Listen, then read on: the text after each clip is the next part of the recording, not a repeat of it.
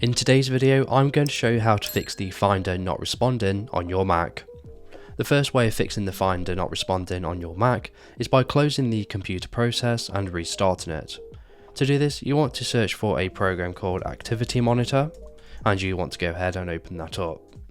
Once the Activity Monitor opens up, it's going to show you all of the computer processes that are happening on your Mac. All we need to do is to make sure we are on the CPU tab at the top, and then you want to go to the search box and you want to type in Finder. From here you should find the Finder process and you want to highlight it, and then you want to click on the close button here at the top. It's going to ask you, are you sure you want to quit it, and you want to click on Force Quit. This is going to force quit the Finder process, which means the next time we go ahead and boot up the Finder, it should restart and it should be working again. The second way of fixing the Finder on your Mac is by logging out of your account and logging back in. To do this, you want to click on the Apple logo in the top left, and then you want to click on Log Out. It's going to ask you if you want to reopen all of your applications. I recommend making sure this is unticked and then click on Log Out.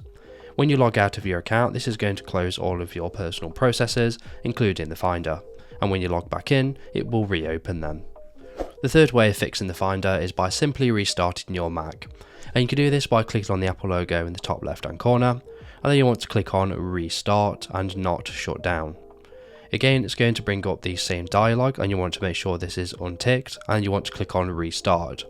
By restarting your Mac, this is going to completely close every single process on your Mac, and it's going to completely restart them, which means even if the problem isn't directly related to the Finder, it should fix all of the shortcomings that are causing that issue. So if this video is helpful, please leave a like, and if you have any questions or comments, you can leave them below.